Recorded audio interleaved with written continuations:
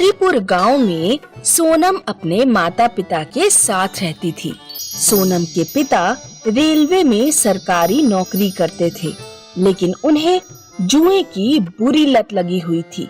इसीलिए सोनम की माँ को कपड़े प्रेस करके घर का खर्चा चलाना पड़ता था। सोनम, मोबाइल बाद में चला लियो, पंडित जी के घर जाकर ये कपड़े दे आ। बस माँ, ये वीडियो पूरी देख लेने दो, फिर जाती हूँ। उठ रही है या नहीं? अभी गरम गरम प्रेस तेरे हाथ पर रख दूंगी। पूरे दिन यूट्यूब में ही घुसी रहती है। अरे क्या हो गया? उसे क्यों डांट रही हो? तुम तो कुछ ना बोलो तो ही सही। अगर तुम बेशरम की तरह जुए में पैसा ना उड़ाओ तो मुझे ये प्रेस का धंधा करना ही क्यों पड़े। इतना भी दिखाई नहीं देता कि लड़की जवान हो गई है, उसकी शादी वादी का इंतजाम करें। अरे हो जाएगी शादी, तू चिंता क्यों करती है? सोनम कपड़े पहुंचाने पंडित के घर पहुंचती है। पंडित जी के बेटे कौशल की आदत अच्छी नहीं थी।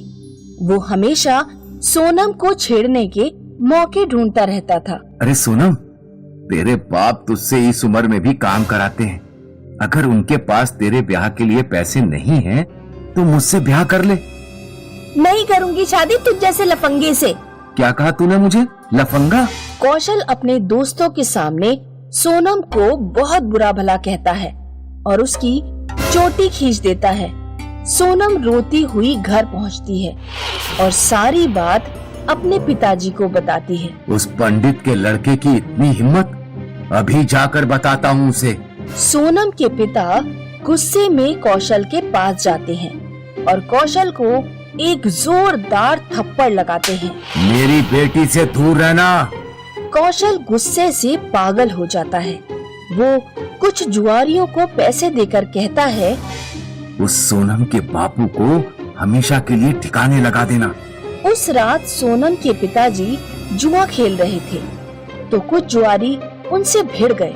उन्होंने सोनम के पिता के सारे पैसे छीन लिए और उन्हें नदी में फेंककर गांव से भाग गए। अगले दिन गांव की एक औरत ने सोनम के घर आकर खबर दी कि उसके पिता की लाश नदी किनारे पड़ी हुई है। सोनम और सोनम की माँ दौड़ते हुए नदी किनारे पहुँचते हैं। माँ, पिताजी को जरूर उस पंडित के लड़के कौशल ने मरवाया है। सोनम की माँ के मन में डर बैठ जाता है कि कहीं पंडित का लड़का सोनम के साथ भी कुछ गलत ना करे। इसीलिए वो दूर गांव में एक लड़का खोजकर सोनम की तुरंत शादी कर देती है। शादी के बाद सोनम को पता चलता है कि उसका पति विपिन पियक्कड़ है। वो अक्सर रात को गांव के नाले में पड़ा मिलता। सोनम को रोजाना उसे घर तक उठाकर लाना पड़ता। विपिन घर पर कोई पैसा नहीं देता था। एक दिन सोनम की सास ने सोनम से कहा, बहू, मैंने सोचा था कि मेरा बेटा शादी के बाद सुधर जाएगा, लेकिन ऐसा नहीं हुआ। अब तुम्हें ही घर संभालने के लिए कुछ करना होगा। सोनम YouTube पर वीडियो देखती हुई बड़ी हुई थी, तो उसने सोचा क्यों ना मैं एक YouTube चैनल खोल लूं। लेकिन शुरुआत में सास बहू के पास इन्वेस्टमेंट करने के लिए कुछ भी नहीं था। सासू माँ, हमारे पास केवल एक मोबाइल है, मुझे समझ नहीं आ रहा कि हम किस चीज का चैनल खोलें। हम लोगों को खाना बनाना और अचार डालना सिखा सकते हैं, लेकिन YouTube पर पहले से ही खाना बनाने वाले बहुत सारे चैनल हैं। होंगे, लेकिन देसी खाना बनाना कोई नहीं सिखाता। हम गांव का देसी खाना लोगों को बनाना सिखाएंगे। सोनम अपनी पहली वीडियो में लोगों को चावल की खीर बनाना सिखाती है।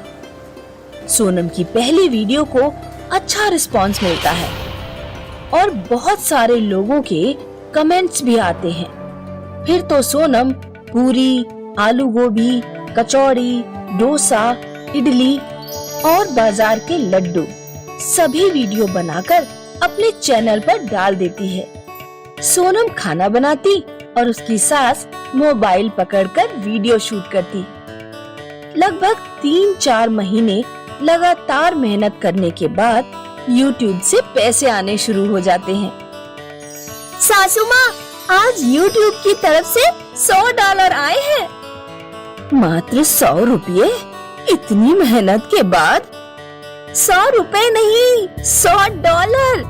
डॉलर अमेरिका की मुद्रा है, जैसे भारत की रुपया।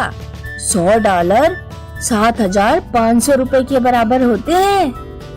YouTube चैनल की इनकम से सोनम के घर थोड़ी आर्थिक समृद्धि आ जाती है। वे लोग एक नया गैस चूल्हा खरीद लेते हैं और एक कैमरा भी। एक दिन जब सोनम दूध से खोया बनाना सिखा रही थी तो अचानक भगोना गैस से फिसल गया और गरम गरम दूध सोनम के ऊपर गिर पड़ा। सोनम की सास विपिन के पास मदद के लिए पहुंची, लेकिन विपिन हमेशा की तरह पीकर नाले में पड़ा हुआ था।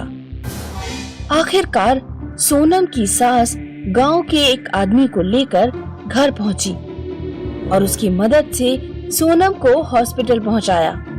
वैसे तो सोनम उसे उठाकर ले जाती थी, लेकिन आज सोनम हॉस्पिटल में जिंदगी और मौत की लड़ाई लड़ रही थी। उधर विपिन उस रात नाले में ही पड़ा रहा। विपिन को सुबह होश आता है। अरे मैं ये नाले में कैसे? रोजाना तो मैं बिस्तर पर जागता हूँ। तुम बहुत गिरे हुए इंसान हो। रोजाना तुम्हारी पत्नी तुम्हें उठाकर ले जाती थी। आज वो बेचारी हॉस्पिटल में है, वो जल गई है। तुम्हारी माँ तुम्हारे पास मदद मांगने आई थी, लेकिन तुम्हें तो होश ही नहीं था। विपिन को अपने ऊपर बहुत शर्मिंदगी महसूस होती है। वो दौड़ता हुआ हॉस्पिटल पहुंच जाता है। सोनम बेड पर बेहोशी की हालत में लेटी है। मुझे माफ कर देना सोनम, मैंने तुम्हारा बिल्कुल ध्यान नहीं रखा। 2 दिन बाद सोनम को होश आ जाता है। मैं अपने व्यवहार पर बहुत शर्मिंदा हूँ। मैंने पीना छोड़ दिया है। अब मैं भी YouTube चैनल पर वीडियो बनाने में तुम्हारी मदद करूँगा। चलो, मेरा जलना किसी काम तो आया। कुछ दिनों बाद सोनम ठीक होकर घर लौट आती है।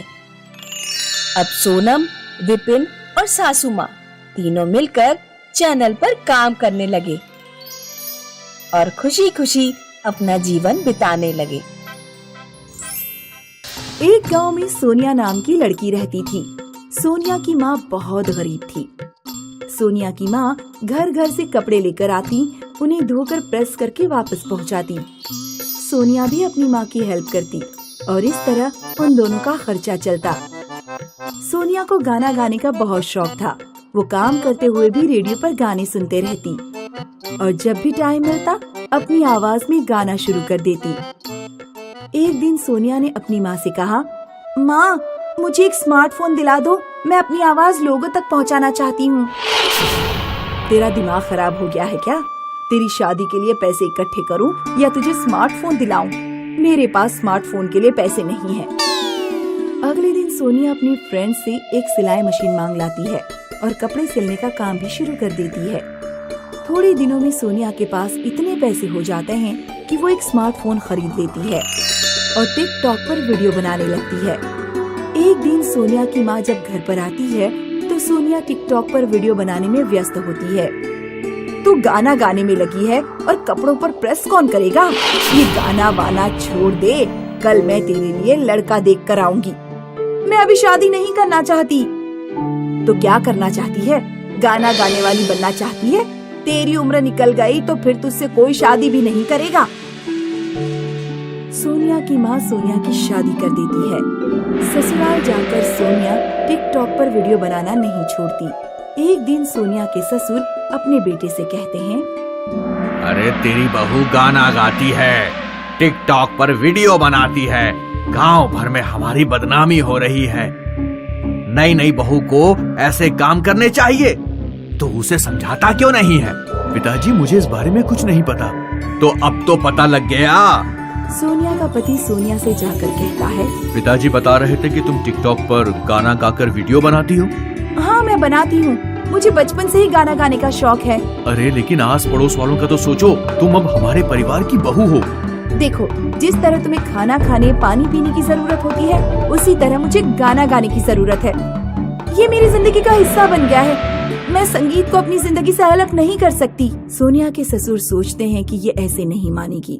एक बार जब रात में सोनिया सो रही होती है तो सोनिया के ससुर सोनिया का फोन उठाकर गांव की नदी में फेंक आते हैं। सुबह को जब सोनिया को फोन कहीं नहीं मिलता तो वो रोने लगती है।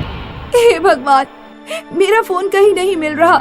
मैं टिकटॉक पर वीडियो कैसे बनाऊंगी? अरे रो क्यों रही हो? मेरे साथ खेत पर काम करने चलो। वैसे भी हमारा खेत जमींदार के पास गिरवी रखा हुआ है। मुझे तो समझ नहीं आ रहा कि खेत को कैसे छुड़ाया जाए। मजबूरी में सोनिया को खेत पर काम करने जाना पड़ता है। एक दिन टिकटॉक कंपनी की तरफ से सोनिया के पास एक पार्सल आता है। उसमें एक लेटर भी होता है जिसमें लिखा होता है, टिकटॉक पर आपके 2 लाख फॉलोअर्स हो गए हैं। आपकी आवाज लोगों को बहुत पसंद आ रही है। हम आपको एक नया मोबाइल गिफ्ट कर रहे हैं। कृपया वीडियोस बनाते रहें। अपने नए मोबाइल से सोनिया और भी वीडियोस बनाती है और धीरे धीरे एक दिन ऐसा आता है कि वो टिकटॉक पर सबसे बड़ी स्टार बन जाती है। एक दिन एक म्यूजिक प्रोडक्शन कंपनी की तरफ से सूट बूट पहने एक आदमी आता है और कहता है, सोनिया, आपकी आवाज लोगों को बहुत पसंद आ रही है। मैं आपको 20 लाख का चेक देने जा रहा हूँ। आप हमारी कंपनी के लिए गाना रिकॉर्ड कीजिए। सोनिया वो पैसे अपने पति और ससुर को देते हुए कहती है, अब आप अपना खेत आसानी से जमींदार से छुड़ा सकते हैं। मुझे माफ कर दो बेटी, मैंने तुम्हारे टैलेंट को नहीं समझा।